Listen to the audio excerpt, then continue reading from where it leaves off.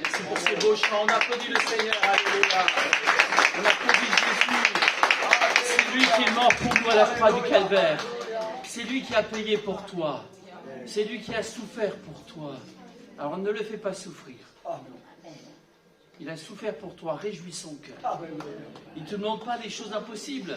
Il te demande simplement de croire. C'est pas difficile. Il ne te demande pas des choses impossibles. Il te demande de venir. Il ne te demande pas des choses impossibles. Il te demande de donner son cœur. Que le nom du Seigneur soit béni. Merci Jésus parce que tu es au milieu de nous ce soir. Et parce que nous t'aimons. On va lire ensemble dans Genèse. Merci à Laurent de me donner l'opportunité d'apporter la parole de Dieu ce soir. On prie pour Laurent, pour Rosalie, pour toute la famille, que Dieu les bénisse. Alléluia. Parce que nous avons besoin d'eux. Alléluia. Genèse chapitre 28. Et le verset 10. Vous savez qu'il est dit que Dieu est le Dieu d'Abraham, d'Isaac et de Jacob. Et vous savez que Jacob va devenir Israël, parce qu'il va rencontrer Dieu dans une fameuse nuit. Et ici, nous lisons un texte qui est vraiment un moment charnière de sa vie, de son existence, parce qu'il va quitter papa et maman, et il va quitter aussi Ésaü, son frère, qui lui en veut beaucoup. Alors, c'est pas qu'il lui en veut beaucoup, il le hait. Et c'est pas qu'il a une haine dans sa tête, c'est qu'il veut le tuer. Alors Jacob, il s'en va parce qu'il est obligé de partir. Parfois, on est obligé de partir. Et Dieu le permet. Parce qu'il a un plan pour nous. Alors Dieu peut se servir des événements, des circonstances de la vie pour nous parler. Là, finalement, il fallait qu'il quitte papa, maman. Et Ésaü, lui, il va prendre des femmes qui n'en ont rien à faire avec Dieu, qui n'aiment pas Dieu. Il va s'allier à la famille d'Ismaël. Alors on sait qu'Ismaël aussi, c'était l'œuvre de la chair. Mais Jacob et Rebecca, les parents de Jacob vont dire, mais toi tu vas aller dans notre famille, prendre une femme qui aime le Seigneur. Amen. Et effectivement, c'est ce qui va arriver. Dieu va bénir. Mais on va lire ce texte parce que c'est vraiment un texte très important. Et j'aimerais que tu viennes avec moi, avec Jacob, avec la parole de Dieu, que tu fasses ce voyage. Nous fassions ce voyage ensemble ce soir avec Jacob. Jacob partit de Beersheba, il partit du quartier pasteur, non, c'est pas tout à fait ça, et s'en alla à Charan. Il arriva dans un lieu où il passa la nuit, car le soleil était couché. Il y prit une pierre dont il fit son chevet et se coucha dans ce lieu-là. Il eut un songe. Et voici une échelle était appuyée sur la terre et son sommet touchait au ciel. Et voici les anges de Dieu montaient et descendaient par cette échelle. Et voici l'Éternel se tenait au-dessus d'elle. Et il dit, je suis l'Éternel, le Dieu d'Abraham, ton père, le Dieu d'Isaac. La terre sur laquelle tu es couché, je la donnerai à toi et à ta postérité. Ta postérité sera comme la poussière de la terre. Tu t'étendras à l'Occident, à l'Orient, au Septentrion, au Midi, et toutes les familles de la terre seront bénies en toi et en ta postérité. Voici, je suis avec toi, je te garderai partout où tu iras. Est-ce qu'on le croit ce soir? Partout où on va, le Seigneur est capable de nous garder. Moi, je me souviens quand j'ai commencé le ministère à signer, il y a une chose que j'aimais pas, mais enfin, il y a personne qui aime ça, c'est avoir des accidents de voiture. Vous aimez avoir des accidents de voiture? Faire des constats amiables qui ne sont pas très aimables, hein, et qui ne sont pas très amiables. Hein. Je dis, ah, Seigneur, j'en ai marre moi, de ces histoires. Déjà que je n'étais pas très doué pour conduire. Hein. Alors, bon, je dis, non, Seigneur. Et alors, c'est comme si le Seigneur me disait, mais demande-moi. Alors, j'ai dit, ben, oui, Seigneur, j'aimerais ne plus jamais avoir d'accident de voiture. Mais vous savez, il m'a exaucé. C'est une prière que j'ai faite il y a 40 ans. Et j'ai vu des accidents, j'ai souvent été sur les routes. Merci Seigneur. Alléluia. Je te garderai partout où tu iras. Et avec Monica, on est allé dans bien des villes, dans bien des lieux. Et il nous a gardés. Alléluia. Et je te ramènerai dans ce pays. Car je ne t'abandonnerai point que je n'ai exaucé ce que je te dis. Jacob s'éveilla de son sommeil et il dit, certainement l'Éternel est en ce lieu et moi je ne le savais pas. Il eut peur et dit que ce lieu est redoutable. C'est ici la maison de Dieu, c'est ici la porte des cieux. Et Jacob se leva de bon matin, il prit la pierre dont il avait fait son chevet, il la dressa pour monument, il versa de l'huile sur son sommet, il donna à ce lieu le nom de Béthel, ça veut dire maison de Dieu. Mais la ville s'appelait auparavant Luz. Jacob fit un vœu en disant, si Dieu est avec moi et me garde pendant ce voyage que je fais, s'il me donne du pain à manger et des habits pour me vêtir, et si je retourne en paix à la maison de mon Père, alors l'Éternel sera mon Dieu.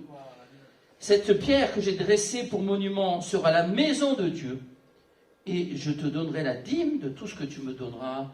Amen. Que le Seigneur bénisse sa parole. Oui, j'aime beaucoup ce texte, parce que notre Dieu est le Dieu de toutes circonstances. C'est le Dieu qui n'est jamais en retard et qui n'est jamais dépassé. Quoi qu'il t'arrive, mon frère et ma soeur, quoi qu'il t'arrive, toi qui es là au milieu de nous ce soir, Dieu est vraiment le Dieu de tout l'univers. Dieu est le Dieu qui a placé les étoiles. Dieu est le Dieu qui a créé toutes les étoiles. Il a créé la terre. Et si la terre était un peu plus éloignée du soleil, on serait tous congelés. Ou surgelés, mais ça revient au même. Et si on était un peu plus proche, on ne serait pas tous noirs, on serait tous cramés. En réalité, l'axe de la terre, c'est tellement précis. Mais heureusement que notre Dieu est précis. Et il a mis tout en ordre. Heureusement que l'œil n'est pas au niveau du pied. Et l'oreille au niveau du ventre. Mais tout est parfait. Et nous pouvons dire avec David, je te loue de ce que je suis, une créature si merveilleuse. Donc tout ce que Dieu a fait est bon. Tout ce que nous faisons n'est pas bon. Nous avons choisi de quitter la main de Dieu. Mais tout ce que Dieu fait est parfait. Et il t'invite, toi qui as quitté sa main, à revenir prendre cette main percée de Jésus et à te laisser conduire dans le chemin, la vérité et la vie, Jean 14, 6. Et il t'invite, toi qui es dans le chemin, à être plus consacré. Il t'invite à être plus fervent. Il t'invite à comprendre que le jugement va tomber sur ce monde comme il est tombé sur Sodome et Gomorrhe, comme il est tombé sur l'époque, la génération de Noé. Il tombera aussi le jugement. Alors est-ce que toi tu es dans l'arche? Ou est-ce que tu es à l'extérieur de l'arche? Bientôt la porte va être fermée par l'Éternel. Bientôt le feu va tomber sur Sodome et Gomorrhe, sur ce monde. Et le Seigneur envoie ses anges, le Seigneur envoie ses serviteurs, il envoie ses servants pour nous faire sortir de la ville du péché. Et pour nous amener dans l'humilité au pied de la croix. Viens au pied de la croix. Tu peux lui dire oui ce soir. Tu verras la main percée de Jésus qui t'aime. Alors, il faut bien comprendre que Jacob se retrouve seul. Donc il arrive dans ce lieu, et j'aime bien, à l'époque, les gens ne se compliquaient pas la vie. Du moins, ils ne pouvaient pas trop se la compliquer, il n'y avait pas des magasins partout, donc ils n'avaient pas le choix. Et il a sommeil, alors il n'a pas de coussin. Sa maman ne lui a pas donné un coussin. Donc chérie, non, il n'y a pas de coussin. Il avait de l'eau, il avait quelques provisions. Alors qu'est-ce qu'il prend? Il prend une pierre. Ce soir, en rentrant chez vous, prenez une pierre comme coussin, vous verrez si c'est agréable. Vous verrez si votre épouse va apprécier. Mais lui, il n'a pas le choix, il prend cette pierre. Et en plus, il dort bien. Nous, on a des coussins, on dort mal. Mais bon, peut-être qu'il était bien fatigué. Alors, il prend ce coussin et il dort bien et il a ce songe. Et ce soir, j'aimerais qu'à travers ce passage, tu saches que Jésus veut te parler. Il veut te parler à travers cette pierre sur laquelle Jacob a posé sa tête. Et il veut te parler à travers le songe que Jacob a eu, à travers l'échelle. Donc j'aimerais que tu te souviennes de deux choses. Premièrement, la pierre. Et deuxièmement, l'échelle. D'accord? C'est pas compliqué. Une pierre, une échelle. Donc pourquoi? Parce que la pierre sur laquelle il s'est couché, il est dit à la fin du texte qu'il va l'établir comme monument. C'est ce qu'on a lu. Il va même mettre de l'huile sur cette... Il prit, c'est au verset 18. Il prit la pierre dont il avait fait son chevet, il la dressa pour monument et il versa de l'huile sur son sommet. Est-ce que ça ne vous rappelle rien? Est-ce que ce soir nous savons, ou nous ne savons pas, tu ne sais pas encore, mais que j'aimerais que tu le saches, que Jésus est la pierre angulaire. Amen. Oui, Seigneur. Et que beaucoup se sont brisés sur cette pierre. Il y a beaucoup de versets qui parlent de cela. C'est la pierre de l'angle. Et ceux qui ont voulu bâtir ont méprisé cette pierre et ils n'ont pas pu construire sans cette pierre. Ils se sont brisés sur elle. Il y a bien des gens dans ce monde, ils ne veulent pas de Jésus. Ils veulent d'une église, ils veulent d'une religion, ils veulent d'un costume religieux. Ils veulent porter une croix, ça ne les dérange pas, c'est même à la mode. Vous savez, à la télé, même les artistes, ils portent des croix. Mais ils ne suivent pas Jésus. Hein.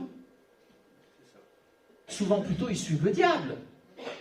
Ils n'en ont rien à faire. Mais bon, ils veulent quand même une couverture. Ils veulent que ça fasse bien. Chez certains guérisseurs, chez certains voyants, ils mettent des images soi-disant pieuses, des croix, pour que ça passe mieux. Mais ils servent le diable. Ce qu'il faut, c'est que la croix soit au fond de ton cœur. Amen. Est-ce que tu as été crucifié avec Jésus?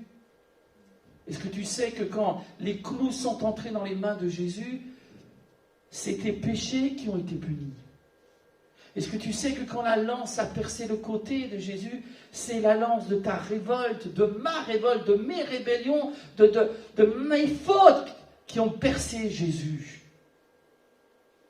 J'ai été crucifié avec Christ. Est-ce que tu as été crucifié avec Christ?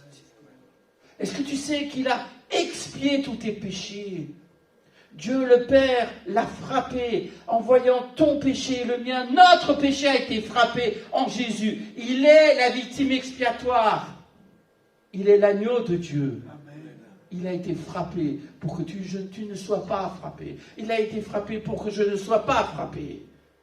À ce Dieu soit toute la gloire. Alléluia. Il est la pierre angulaire. L'apôtre Pierre dira justement que Jésus est cette pierre qui est choisie. Dieu l'a choisie. Amen. Elle est précieuse. Elle est éternelle. Cette pierre, c'est un rocher. Et tu dois bâtir ta vie, ta maison, ta famille en Jésus, sur Jésus. Amen. Alléluia. Finalement, Jacob, il s'est endormi, il a bien fait de s'endormir, parce qu'il s'est endormi sur Jésus. Il s'est endormi en Jésus. Ce soir, j'aimerais que tu rentres chez toi dans la paix de Dieu. Amen. Gloire à Dieu. Je te dis, rentre chez toi parce que tu vas confesser tes péchés. Gloire à Dieu. Tu ne vas plus avoir de pensée de violence. Tu ne vas pas avoir peur ni d'Ésaü, ni de Laban, ni des hommes, ni du diable, ni de qui que ce soit. Parce que la paix de Dieu va entrer dans ton cœur. Et parce que tu vas t'endormir dans le Christ. Alléluia. Parce que tu vas trouver le repos en Jésus-Christ. Le péché a troublé notre repos. Alors il a fallu que Jésus vienne travailler. Et Jésus est notre repos. Jésus est ton repos ce soir. Il t'aime tellement. Tu as des cauchemars, tu vis des choses difficiles. Parce que tu portes des choses qu'il ne faut pas porter. Alors que Christ les a déjà portées. Parce qu'à la croix du Calvaire, il les a portées. À la croix du Calvaire, il a porté tes meurtrissures. Il a eu la couronne d'épines. Alors ce soir, tu vas rentrer et tu ne vas pas regarder la télé, te laisser troubler par des mauvaises images. Tu ne vas pas regarder un film qui va te faire peur, qui va te rappeler des mauvais souvenirs. Mais tu vas lire la parole de Dieu et tu vas te coucher en Jésus. Amen. Amen. Tu vas t'endormir en Jésus. Parce que Jésus est ton repos. Jésus est ta vie. Jésus est là au milieu de nous. Et Jacob ne le savait pas, mais il a donc ce songe. Donc Jésus est la pierre angulaire. Cette pierre qui est valable pour nous aujourd'hui. Ce n'est pas valable pour Jacob, c'est valable pour tous les siècles, pour tous les lieux. C'est valable pour tous les caractères. C'est valable pour chacun, pour tous ceux qui habitent dans ce quartier, pasteur. C'est valable pour Laurent, pour moi, pour chacun d'entre nous. C'est valable pour nos époux, c'est valable pour nos enfants. Cette pierre, c'est la pierre éternelle. Alléluia. Et tant que tu ne te couches pas, tu ne te reposes pas sur elle, tu ne trouveras pas le repos. Et rappelez ce que Jacob a fait, donc il l'a dressé, il a dit c'est la maison de Dieu, et la maison de Dieu, elle est bâtie sur Jésus. Et nous sommes des pierres vivantes. vous-même comme des pierres vivantes. Il a mis de l'huile. Est-ce que notre pierre qui s'appelle Jésus, ce rocher qui s'appelle Jésus, est-ce qu'il n'a pas été rempli du Saint-Esprit le jour de son baptême? Mais oui, Jean le Baptiste dira, voici, j'ai vu l'Esprit Saint descendre sur lui. C'est rempli du Saint-Esprit qu'il est allé de lieu en lieu, faisant du bien et délivrant tous ceux qui étaient sous l'emprise du diable. C'est rempli du Saint-Esprit qui va vaincre le diable dans le désert, qui va vaincre le diable jusque sur la croix. Jésus a vaincu le diable.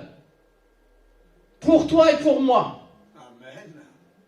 Il a toujours été vainqueur. Jamais le diable n'a vaincu Jésus. Mais Jésus est venu pour vaincre le diable pour nous. Amen. Alléluia. Et pour que nous soyons lui qui est la pierre angulaire, nous sommes tous des pierres vivantes. Ne sois pas une pierre morte. Mets-toi à côté des pierres vivantes. Et Dieu vient habiter en nous en esprit et en vérité. Alors merci pour cette belle image de l'huile sur la pierre. Bethel, la maison de Dieu. Ce soir, c'est la maison de Dieu. Ce soir, c'est Bethel. Et là où il y a Dieu, il y a la bénédiction. Alors, donc Jacob va s'endormir, il va avoir ce rêve et il sait ce qui se passe. Et j'aime beaucoup cette image de l'échelle parce que c'est l'image de l'évangile. Une échelle, quand on veut aller dans un lieu plus élevé, quand on veut aller sur le toit, on a besoin d'une échelle. Parfois aussi, même pour aller bien dans un étage, on a besoin d'une échelle. On n'y arrive pas soi-même. Mais là, c'est quand même extraordinaire. C'est que cette échelle, elle touche la terre, elle va jusqu'au ciel. Et qu'est-ce qu'il y a en haut de l'échelle? Qu'est-ce qu'il y a? N'oubliez pas, vous avez le droit de parler. Hein. Alors, c'est quoi? Non. C'est l'éternel. Les anges de Dieu montent et descendent. Mais qu'est-ce qu'il y a en haut? C'est l'éternel. Elle est belle cette image. Parce que c'est comme si, voilà, il y a Dieu qui est dans des lieux inaccessibles. Notre Dieu qui est 3 fois saint. Parce que le Père est saint, le Fils est saint et l'Esprit est saint. Il ne peut pas voir le mal. Et comment cette terre qui est tellement souillée par le péché, par la bêtise humaine, par nos fautes, comment cette terre pourrait-elle toucher le ciel? Même les anges sont intéressés. Mais nous, ce qui nous intéresse, ce n'est pas les anges, c'est Dieu lui-même. Amen. Alléluia. Alors, c'est vrai qu'il y a des gens qui sont doués pour l'alpinisme. Et tu peux monter sur une montagne ici, sur la Côte d'Azur, ou dans l'arrière-pays niçois. Tu peux monter sur le Mont Blanc, tu peux aller faire la cordillère des Andes. Il y a des gens qui sont doués, ils arrivent à aller le plus haut possible. Mais ils ne pourront jamais aller jusque dans la présence de Dieu. Ni par la religion, ni par les mérites, ni par l'argent. Tu ne peux pas aller. Et Jacob était là, il voit que cette échelle, c'est Dieu qui l'a mis. Rappelez-vous ce qui est dit dans Jean chapitre 2. Avant que Philippe t'appelle, je t'avais vu sous le figuier. Et Nathanaël va dire, mais comment ça se fait que tu me connaisses? Parce que je t'ai dit que je t'ai vu sous le figuier, tu crois? Tu verras de plus grandes choses que celle-ci. Tu verras désormais les anges de Dieu monter et descendre. Et Jésus parle de cet événement de Jacob. Tout va changer. Alors comment, est-ce que tu es fou ce soir? Est-ce que tu crois que tu peux atteindre Dieu par toi-même? Non, tu ne peux pas atteindre Dieu par toi-même. Tu dois te reposer en Jésus et tu dois savoir que Dieu nous a donné une échelle et que cette échelle s'appelle l'Évangile. Alléluia. Cette échelle, c'est la bonne nouvelle du pardon de tous nos péchés. C'est la bonne nouvelle du fait qu'on est juste devant Dieu. On n'est pas seulement innocent, on est saint, on est justifié. On est plus pur que les anges. Le sang de Jésus, mon frère, ma sœur, cher ami, le sang de Jésus, non seulement efface tes péchés, mais il te rend plus juste que les anges, qui n'ont jamais péché. Parce que Dieu considère que cette échelle qu'est l'Évangile, c'est comme la croix. Elle nous amène jusque vers le Père céleste. Nous voyons l'éternel. Nous voulons atteindre Dieu. Dieu t'a créé pour lui. Dieu t'a créé pour que tu montes cette échelle et que tu l'adores. Alléluia. Je t'assure qu'un jour tu seras avec lui. Si tu fais la paix avec lui ici-bas, un jour tu seras avec lui dans le ciel. À Dieu soit la gloire. Et tu vas monter comment? Mais tu vas monter par la foi. Amen.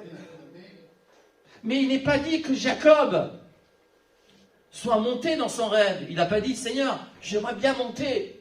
Il n'a pas dit ça. Pourquoi? Parce qu'il fallait d'abord que Jésus descende. C'est Jésus qui est venu. Dieu est venu dans la personne de son Fils.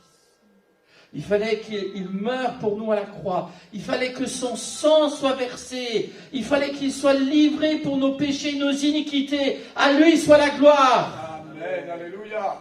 Et après, il est remonté vers son Père. Encore un peu de temps et vous me verrez plus. Et encore un peu de temps et vous me reverrez. Jésus a donné sa vie. Oui, il fallait que le serpent d'airain soit élevé. Tous ceux qui ont regardé le serpent d'airain du temps de Moïse, lorsqu'ils étaient dans le péché, dans les murmures, dans la révolte, et tous ceux qui ont regardé le serpent d'airain ont été guéris. Il suffisait de regarder. Ce soir, regarde Jésus. Amen. Alléluia. Regarde Jésus qui a porté tes péchés, mais Jésus aussi qui est parti dans le ciel. Et un jour, nous aussi, nous monterons.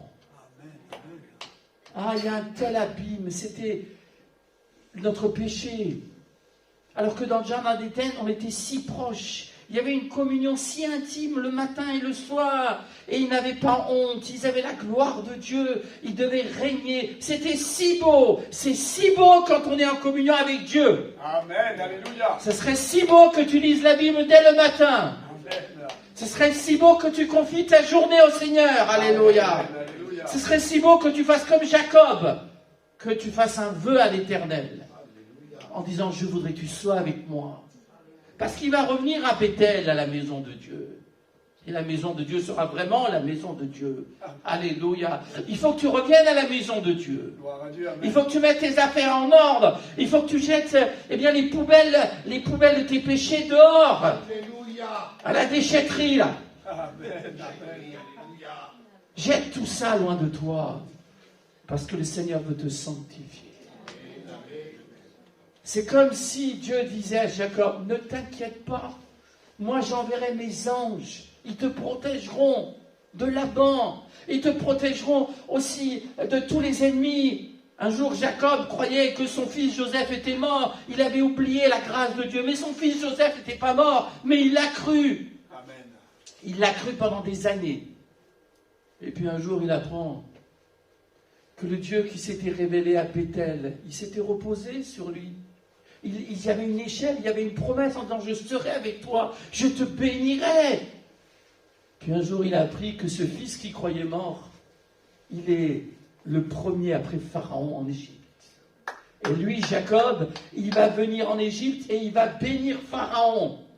Si les Égyptiens mangent, si tous ceux qui sont autour d'eux mangent, si eux-mêmes mangent, c'est grâce à Joseph. Et si nous mangeons, c'est grâce à celui qui s'appelle Jésus. Gloire à Dieu. Et qui a dit, je suis le pain de vie. Celui qui vient à moi n'aura jamais faim.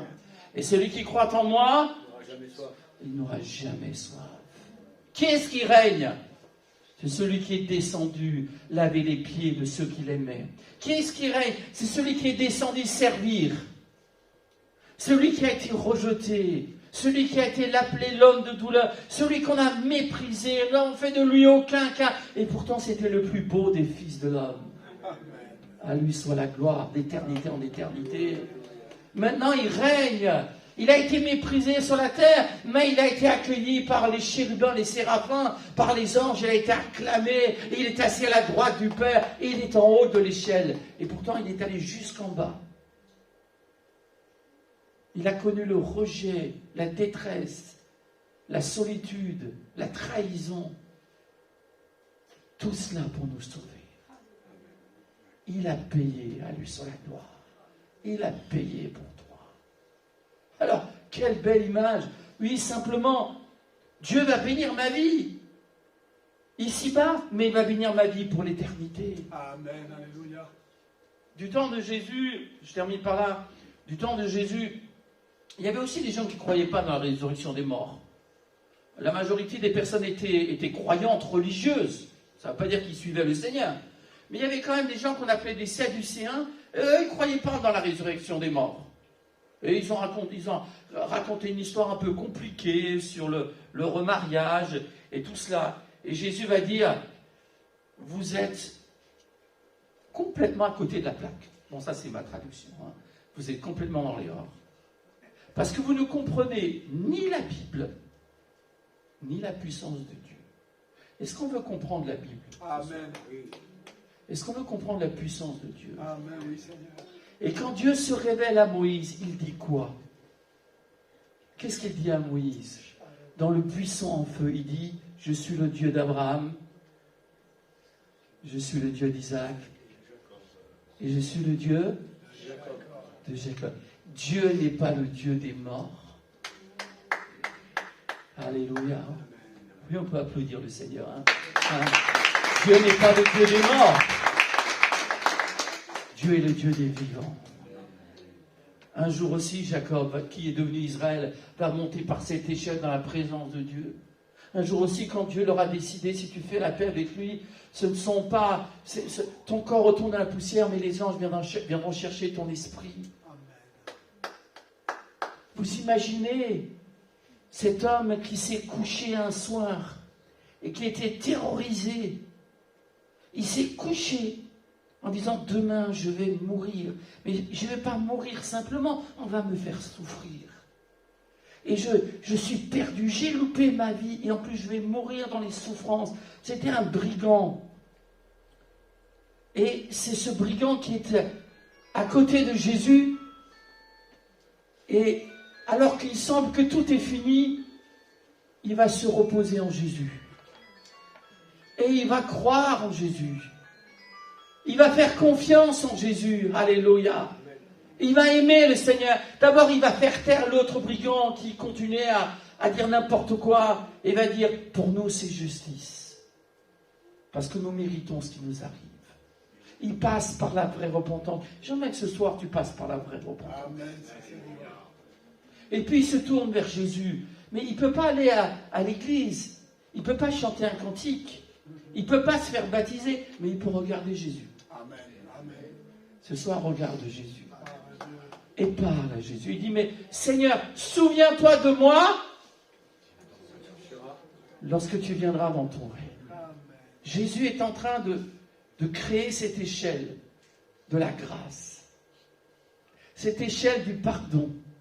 Cette échelle de la rédemption. Cette échelle d'amour. Cette échelle de délivrance. Et il est en train de dire, le premier qui va prendre cette échelle dans le Nouveau Testament, c'est lui. Le brigand va entendre la parole de Jésus. Jésus va lui dire, je te le dis aujourd'hui, tu seras avec moi. Ça veut dire, tu prendras cette échelle. Les anges vont te prendre. Parce qu'à un moment donné, à force de monter, c'est un peu difficile de monter au ciel. Mais les anges vont te porter. Alléluia. Et ce qui compte, c'est d'être en haut de l'échelle. Et en haut de l'échelle, il y a le Seigneur. Alors j'aimerais que tu puisses te reposer en Jésus, qui est la pierre qui était ointe de l'huile du Saint-Esprit. Et que tu réalises que Jésus est le seul qui va t'élever. Si tu t'humilies, il va t'élever. Si tu reconnais tes fautes, il va te justifier. On se recueille tous ensemble. On se recueille tous ensemble. Alléluia, Seigneur, tu es au milieu de nous ce soir.